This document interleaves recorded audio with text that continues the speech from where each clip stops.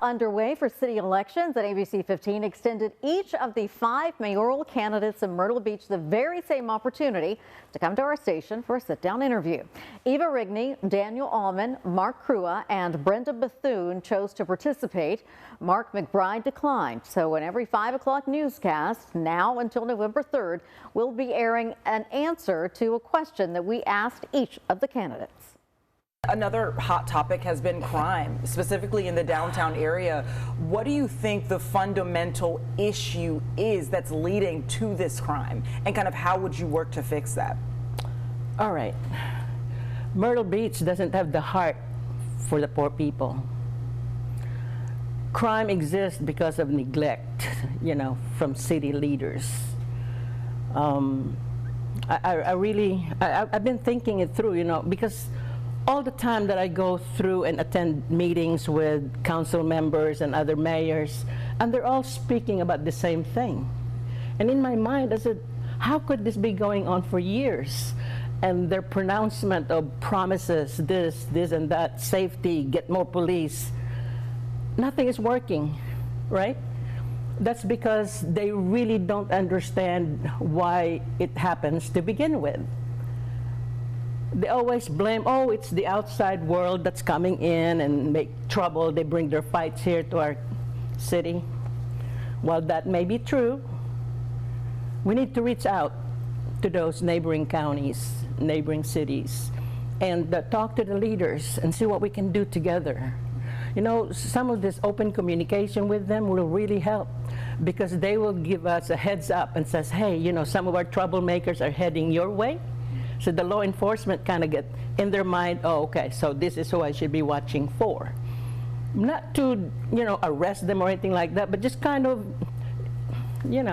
look around and see what are the behaviors they're exhibiting during high tourist season. So, yeah, something like that. And so, did you ask me about how I will solve it? Yes. Okay, so those are one of the things, right? Communication with other cities, city leaders.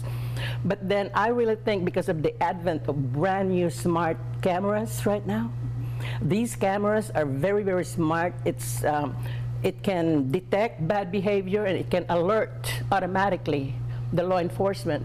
We don't need human monitors to watch the camera all day, get tired, go to sleep, go to the bathroom, come back, and they already missed a whole kind of thing. So what the policemen do, they look back into the recorded tape, but it's too late. It's over.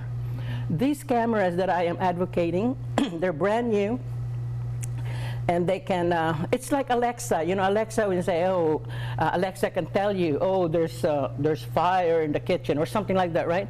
These are the same cameras that I am thinking of putting into our city to watch the town. And if they detect bad behavior, they can say, hey, Mr. So-and-so, or, not that polite, but, hey, stop that. I can see you. The police are coming. They're on their way. Something, wouldn't that be nice? I mean, ahead of time, stop them from doing, fights or whatever, and before you know it, they end up shooting each other. So that's a smart camera right there, and we have it already, and we're using outdated camera right now. Outdated technology. We need to get out of that outdatedness. I think that question has been answered over the past 5 or 6 years. And right now, I think that maintenance of what we have now, maintaining a good police force, making sure that the integrity is there, making sure that, a lot of the guys, I guess, are now seasoned somewhat after having been, when you first get out, they teach you stuff, and, and they're telling you all this stuff, and when you first get out, you might end up having too much energy and become part of the problem, because you'll compound it and it'll start to go haywire. But then once you kind of get seasoned in a little bit, you're like, all right, well, I know the things I don't have to pay attention to. And so over the past 5 or 6 years, I am out there every single day, every day, not a day, 7 days a week.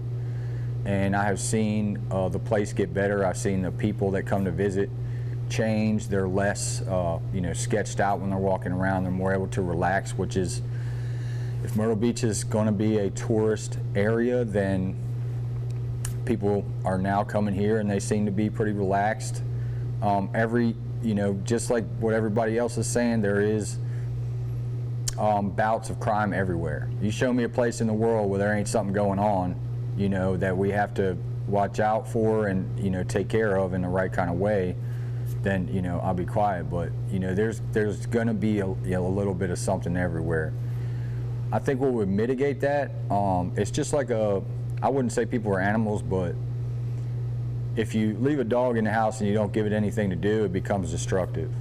So if we engage people, and I'm the same way, if you don't leave me in the house, you know, by myself, you know, with nothing to do, because I'm gonna start, you know, finding stuff to do, right? So give people something to do that's positive or engaging for them and in line with, you know, the community. Things have changed a lot since when I came to the beach in the 1960s and 70s with my family on vacation. It's a different world, and I understand that, but we're not keeping pace with that. And there are a number of issues. One, we're 50 police officers short and have been for 5 years. They've been in the budget. We've been unable to fill those 50 police positions. Again, diverting traffic on Ocean Boulevard is easy for the city, for the police department, but it's not good enforcement. It's not creating that safe, family-friendly environment that you want to have downtown. Granted, our number of annual murders is a third of what Greensboro's is, for example. We'll have 5 or 6 murders a year in the city. Greensboro will have 15 to 18 probably. But we're Myrtle Beach. People in Ohio, New York, West Virginia, Pennsylvania, North Carolina pay attention to us. They love us maybe more than their own hometowns. So when People magazine covers a shooting on Ocean Boulevard, as they did with that first shooting this year, and then the city takes 4 days to respond to it, that's not a recipe for success. So there are a number of things we need to do. Fill those 50 police positions. It doesn't need to be a police state on Ocean Boulevard. We do need to firmly enforce the laws, but we also need to have police officers who are visible on Ocean Boulevard. And again, that requires filling those vacant positions. Well, the truth is that our crime is down. Violent crime is down nearly 50%. And that may not always be people's perception. So you have to treat perception as though it's reality. But what bothers me the most is that there are people running for mayor that are using that as their platform and misleading people, making them think that our crime is just off the charts. And that's not the case. People deserve the truth. It's an age-old political tactic to create fear and make people think that things are really bad in order to get a vote. I'm not going to do that. I'm going to tell the truth. I've always told the truth.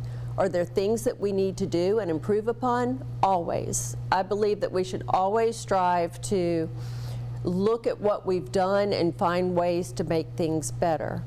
But we have invested a lot of money in technology, in our real-time crime lab, the camera system throughout the city, and other things. And all of that has resulted in our violent crime being down almost 50%. That is something we should be celebrating and shouting from the rooftops, because a lot of cities cannot say that. We are short 46 police officers. We do partner with the Chamber of Commerce to do our recruiting, but it's also very, very hard to get qualified candidates right now. I mean, people are not knocking down the doors to become police officers. But yes, there's more we can do. We will continue to always evaluate and do things better. The curfew certainly helped a lot this summer. So we're working with the business owners to see what is working, what are their ideas, and those are some of the things that we want to implement and at least try them, even if it's as a pilot program.